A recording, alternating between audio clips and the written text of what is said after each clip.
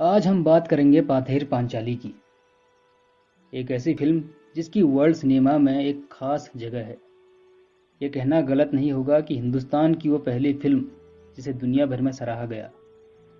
जो वास्तविकता इस फिल्म में देखने को मिलती है वो हमें दुनिया की ज़मीनी हकीकत से रूबरू करवाती है। बड़े बड़े दुख हों या छोटे छोटे सुख, सब कुछ हमें देखने को मिलता है। हम पाते हैं कि बच्चों के और बड़ों के संघर्ष कितने अलग होते हैं। अगर बात करें डायरेक्शन की तो इसे डायरेक्ट किया है महान फिल्म मेकर सत्यजीत रे ने। बहुत कम लोग होंगे जो सत्यजीत रे के बारे में नहीं जानते होंगे। अगर आप उनमें से एक हैं तो आपको रे साहब का सारा काम देखना चाहिए। तो अगर बात करें फिल्म की तो ये सन 1955 में आई थी। दुनिया भर के बहुत सारे अवार्ड्स और लोगों की सराहना इस फिल्म को मिली थी। तो फिल्म की शुरुआत होती है एक औरत से जो अपनी छत पर तुलसी के पौधे की पूजा कर रही है। बाहर पेड़ों के पास कुछ हलचल सी होती है। वो जैसे ही बाहर अपने बगीचे में देखती है तो एक छोटी बच्ची फल चुरा के भाग रही होती है जिसका नाम है दुर्गा। आधे रास्ते में जब दुर्गा पहुंच जाती है भागते हुए और अपनी माँ को देखती है तो छुप जाती है। माँ के जाने के बाद घर की ओर चल पड़ती है। घर पहुंचकर चुराया हुआ अमरूद छुपा देती है और बिल्लियों को दूध पिलाने लगती है। दूसरी तरफ उसकी माँ पानी भरते हुए अपनी बेटी द्वारा फल की चोरी की बात सुनती है और बहुत गुस्सा होती हुई घर चली आती है। अगला फ्रेम खुलता है घर पर, जहां पर करीब 90 साल की एक बुजुर्ग महिला खाना खा रही है जिनका नाम है इंदिरम्मा, और बगल में दुर्गा बैठी रहती है। तभी दुर्गा की माँ सरबजा आती है और दुर्गा को फल वापस करने भेज देती है। उसके बाद इंदिरम्मा से नोक झोंक हो जाती है कि वो दुर्गा को बिगाड़ रही है और इंदिरम्मा को घर से निकाल देने की धमकी देती है और इंदिरम्मा गुस्से में चली जाती है।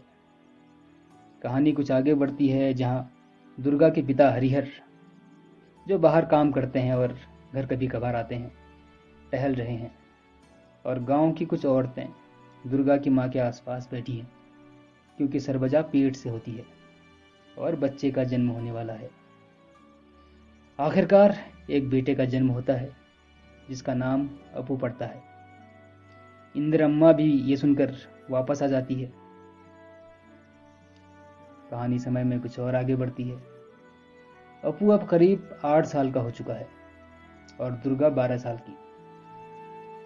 अगला फ्रेम खुलता है एक दुकान पर जहां अपू और दूसरे लड़के पढ़ने जाते हैं। उधर घर में इंदिरम्मा और सरबजा की नोकझोंक अभी भी बरकरार रहती है और दुर्गा इंदिरम्मा के लिए फल चुरा के अभी भी लाती रहती है। लड़का लड़की का जो अंतर भारतीय समाज में है वो भी देखने को मिलता है।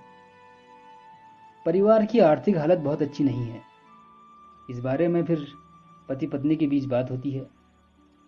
घर भी जर्जर स्थिति में पहुंच चुका है। दूसरी तरफ बच्चे अपनी दुनिया में मस्त हैं और तभी एक मिठाई वाले को जाता हुआ देख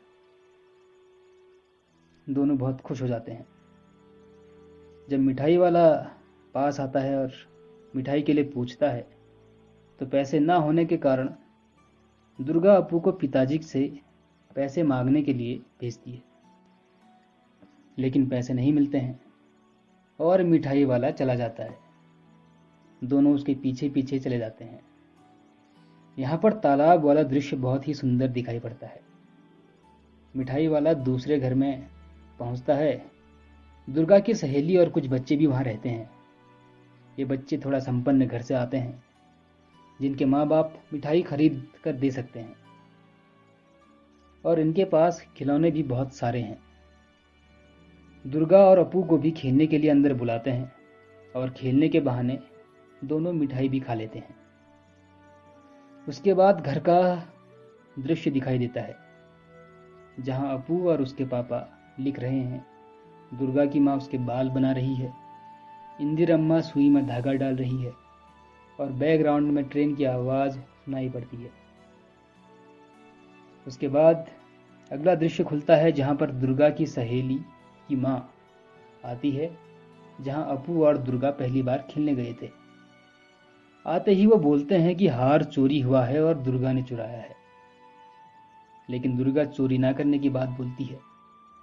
उस वक्त तो हार मिलता नहीं है, लेकिन हार दुर्गा ने ही चुराया होता है। कहानी आगे बढ़ती है और बच्चे जंगल में त्योहार मना रहे हैं। घर में इंदिरम्मा और सरब्जा का झगड़ा फिर से हो जाता है और इंदिरम्मा फिर घर से चली जाती है। आगे रंगमंच का एक दृश्य आता है जिसे देखकर अपू दुर्गा के टॉय बॉक्स से सामान निकालकर मुकुट बनाता है और दूसरे दिन वैसा ही अभिनय करने की कोशिश करता है। टॉय बॉक्स के खातिर दुर्गा और अपू का झगड़ा हो जाता है। उनकी माँ बीच में आती है और दुर्गा को गाय का बछड़ा ढूंढने के लिए जंगल भेज देती है और अपू भी दुर्गा के पीछे पीछे चला जाता है।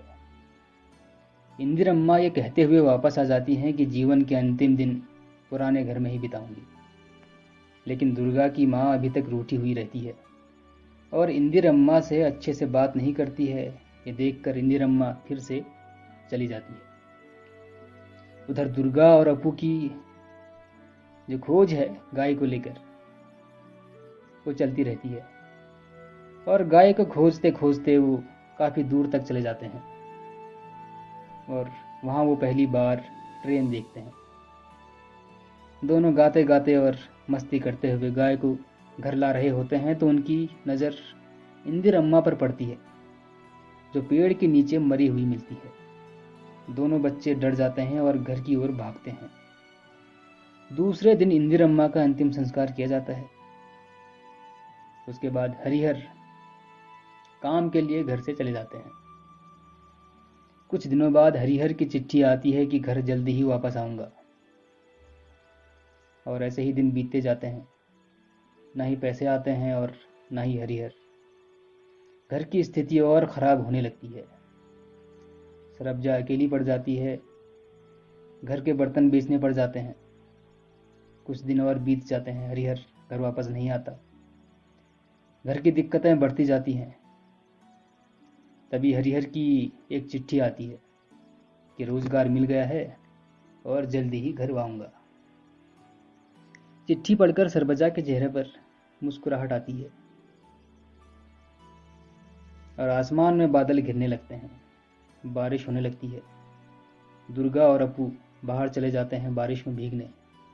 जहां अपू बारिश में भीगने के बाद पेड़ के नीचे बैठ जाता है तो वहीं दुर्गा भीगती रहती है और अगले दिन दुर्गा की तबीयत खराब हो जाती है। हरिहर अभी तक घर नहीं लौटा है।